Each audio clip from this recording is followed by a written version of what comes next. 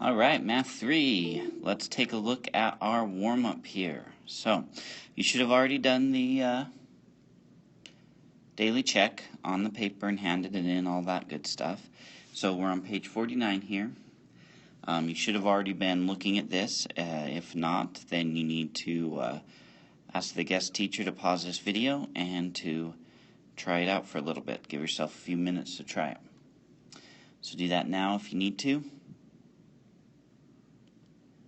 Alright, so let's take a look and see how we did. So Alexandra planted a vegetable garden and split it into 3 different plots as shown in the diagram. Okay, let's use this to answer around to the nearest tenth. So she planted herbs in plot A. What is the area of this plot? Okay, so remember areas of triangles, that's 1/2 times base times height. So we could call this the base. So we'd need to figure out the height, okay? Like it gave you an example, okay? This would be the opposite side, the adjacent side. So the tangent, because tangent is opposite over adjacent, of 68 degrees would be equal to the opposite side over 3. Okay? So then in your calculators, right, after we times by 3, you go 3 times the tangent of 68 degrees to get that side. So we get about 7.425. So 7.4 says to round to the nearest tenth.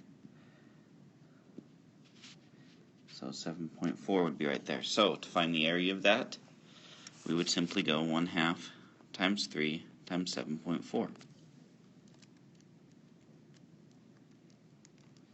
So the area of section A would be 11.1 feet squared. Then it says, what is the area of the entire garden? Okay, so we know that this area is 11.1. Okay, if we find the area of each piece separately, we can just multiply the areas together. We know that this side would be 7. So for triangle B, it would be 1/2 times 7 times 7.4. So that one would be 25.9 feet squared. And then 7 times 2 would be 14.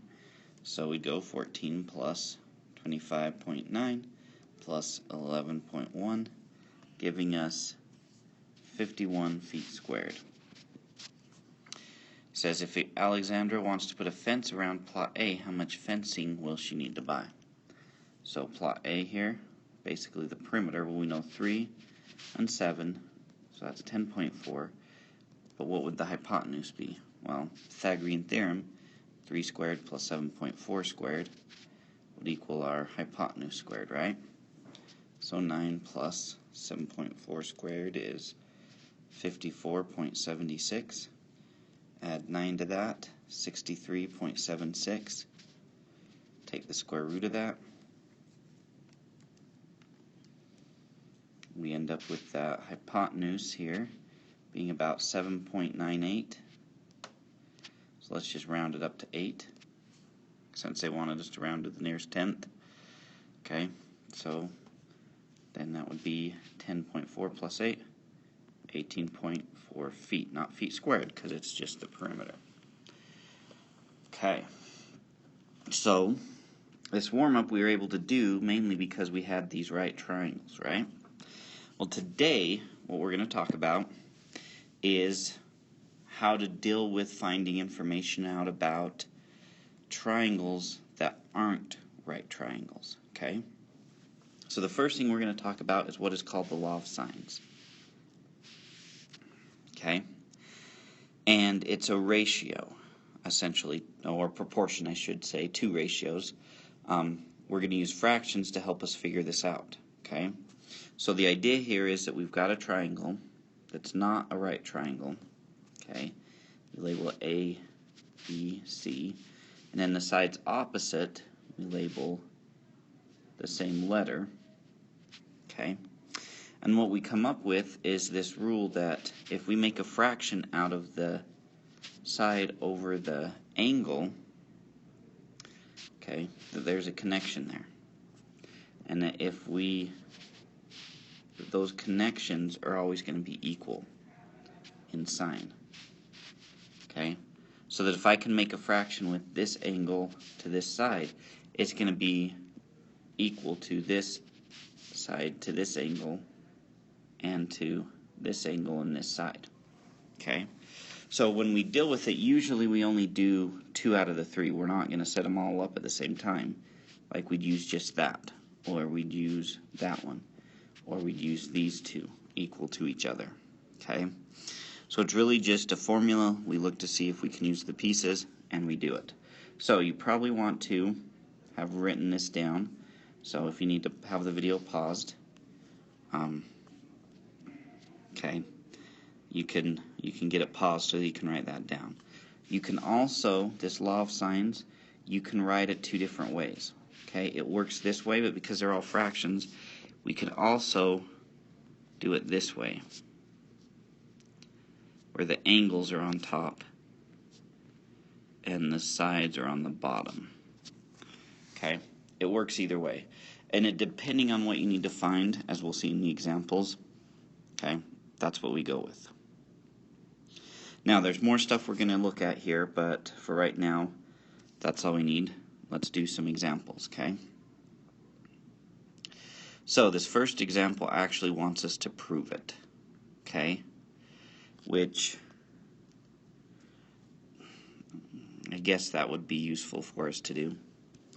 And the way that they do this is they say, okay, we take any triangle and we label it like this. Well, if we draw what is called an altitude, okay, it'll land at a 90-degree angle on the opposite side. Okay, so we've got 2 right triangles. And we know how to deal with right triangles. Okay, so the idea is here that if we look at A is that H would be the opposite side, C would be the hypotenuse. So the sine of A would equal H divided by C. Then from this side, we do the same thing. That's the opposite, that's the adjacent. So the sine of C is equal to H over A. Okay. Then if I solve for H, I get A times the sine of C equals H. And if I do it for this side, times by C, we get C times the sine of A equals H. Well, they're both equal to H, so we can set these 2 pieces equal together, and we get C times the sine of A equals A times the sine of C. Then what we can do is we can divide. Like I could divide by A, or I could divide by the sine of A, doesn't matter. Okay, those cancel, I'm left with sine of C equals C times sine of A divided by A. Then we could divide both sides by C. C on top, C on bottom, they cancel out. I'm left with the sine of A over A equals the sine of C over C. Okay, which then if I do the same process with angle B, we get that one as well.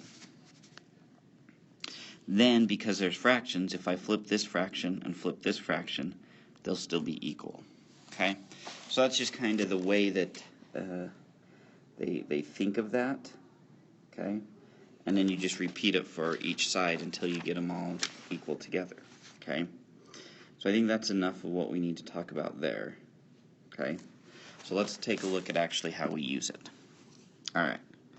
So, it says, find the lengths of side B if the measure of angle B is pi thirds, right here, and measure of angle C is 2 pi ninths. Okay. Obviously, they had to make it more difficult by making radians. Okay, so the first thing we need to do is, and we want to figure out this side, right? Okay, is to see what information we have. Okay, and we need to look to make sure that we have one angle and one side opposite each other. Okay, or this won't work. Okay, we have one angle and one side that are opposites.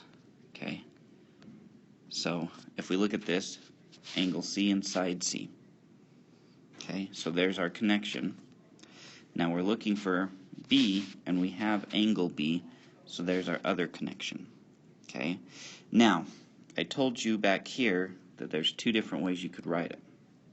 The reason I told you that is because depending on what you're trying to find, you want that one on top. So we're trying to find a side here. So I want to use this version where the sides are on top. Okay? So I know that the b over the sine of pi thirds is going to be equal to our other connection. And I keep them in the same order. 5 over the sine of 2 pi ninths. Okay? Then we solve for b. And that's it. So this is pretty straightforward. It's essentially looking at the formula and using the formula to help out. So I would times both sides by the sine of pi thirds, because those would cancel out, and I'm left with b equals 5 over the sine of 2 pi ninths times the sine of pi thirds. Okay? You could simplify it further like this: 5 times the sine of pi thirds over the sine of 2 pi ninths. Okay, then what I'm going to do is use my calculator. I'm going to type that in, and that's going to tell me what side b is. Okay? So, when I take that and type it into the calculator just as we see it, we get about 6.736. So I'd round it to probably about 6.7 centimeters. And that's the length of side b. Okay? Alright, so example 3. Okay, for a triangle ABC, find the measure of angle C if the measure of angle A equals 34, C equals 9, and A equals 7. I like to draw the picture to see what's going on. So I've got A, B, C. Angle A is 34 degrees. I want to find angle C. Side C, so it'll be the side opposite, is 9. Side A, so it'll be the side opposite angle A, is 7 meters. So, once again I look, do I have a connection? Angle with the side opposite it? Yeah. I'm looking for the angle, so this time I'm going to start with the angles. So the sine of angle C, I suppose I should write it, over its opposite side, 9, is equal to the sine of angle A, which is 34 degrees, over side 7. Okay? Then we just multiply by 9 on both sides. We get sine of C equals sine of 34 degrees times 9 divided by 7.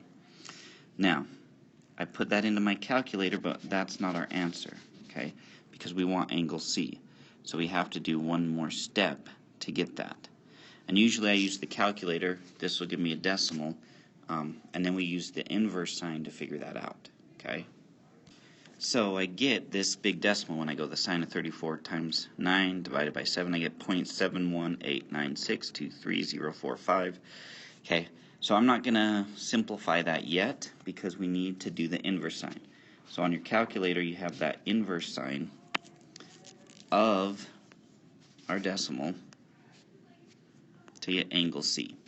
Okay, so what I do is using the calculator, I'll just go the inverse sign of that previous answer, so I don't have to retype that whole thing. So the inverse sign of our previous answer, hit enter, and we get 45.96887. So when we take that inverse sign, we get about 45.96887, which is 46 degrees. We could round that one up to 46. So, alright, let's take a look at another one.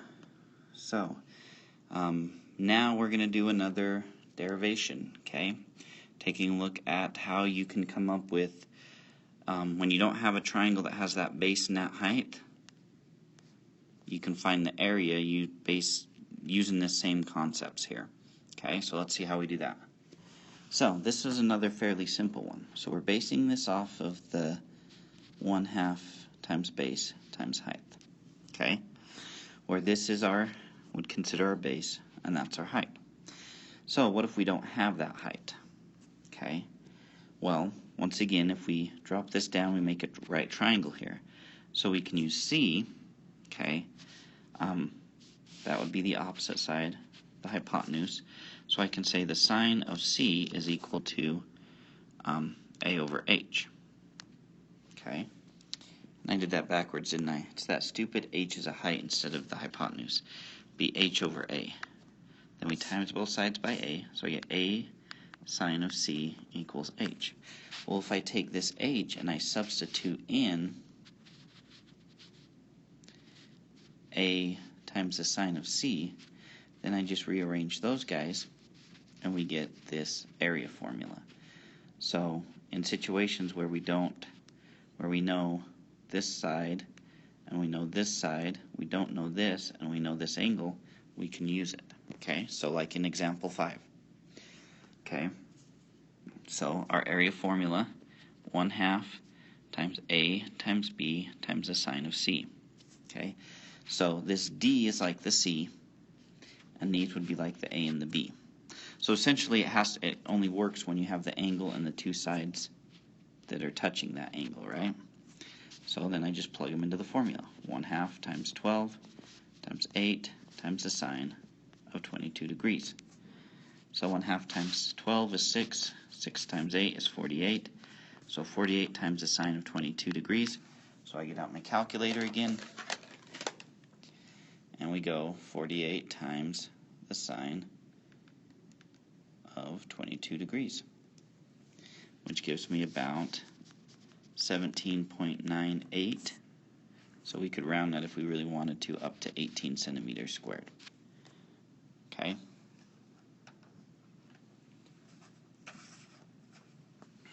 All right. Let's take a look now at this problem-based task. So Mr. Solis wants to enclose a triangular plot of land to create a pen for his sheep and his goats. He estimates the fencing will cost $10 per foot. He also wants to plant a certain type of grass, which he estimates will cost 0.03 per square foot. So how much money? So this right here means area. To find the fencing, we need the perimeter. Okay, so for perimeter, we need this. Okay, for the area, we can do it based off of these three pieces of information. So let's do that first. So it would be 1/2 times 55 times 30 times the sine of 65 degrees. Okay, well, 1/2 times 30 is 15, so 55 times 15 gives us 825 times the sine of 65 degrees. Okay, so 825 times the sine of 65 degrees gives us about 747.7 feet squared. Okay, now if it's 0.03 per square foot, we take that and divide it by 0.03, or times it.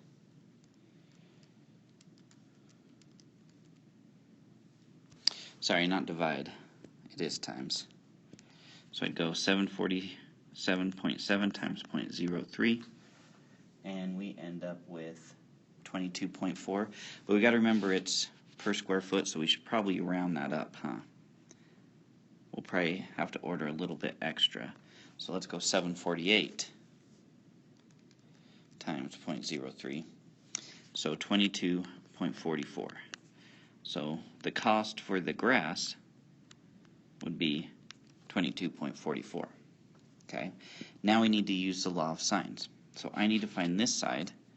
I've got this angle. So my side over the sine of our angle has to be equal to another side we know, which is 30, over the angle we know, which would be sine of 30. So I times both sides by this sine of 65.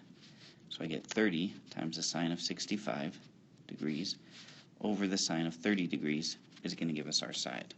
Okay, so that's what I type into my calculator.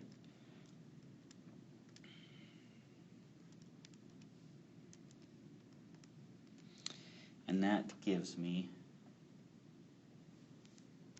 about 54.37. So 54.5.4, we could probably just round up to 5 if we wanted to, or even 55. Probably would be better to just round up. So we may have extra left over, but so that was 54.4. Okay, then we add 30. Oh crap, did you guys see my mistake? I just noticed it. that should be 33, right? So that changes that answer. Can't believe you guys let me do that. There we go. So 49.9. So we'd want to round that up to 50, not 55. Sorry about that. Okay, so then I add those together to find our perimeter, right? So 30 plus 50 plus 55. So our perimeter is 135. Okay, it's $10 per foot. So we times that by 10, and we get 1,350 for the cost of fencing and the cost of grass. So we add those all together. So 1,350 plus 22.44, and we get 1,372 and 44 cents. It says round to the nearest dollar. Well, you can't pay less than that, so you'd have to round up to 1,373 because we're dealing with money. So that would be the total cost. So using that law of signs and that law, that area, we can get that. Okay? Alright, so what you guys need to do now is spend probably the majority of the class trying this out on your own. If you get done with it, or the majority of you done with it, you can probably have the guest teacher show you, start up the video on the homework in case you had some questions or needed some help. Okay? There we go then.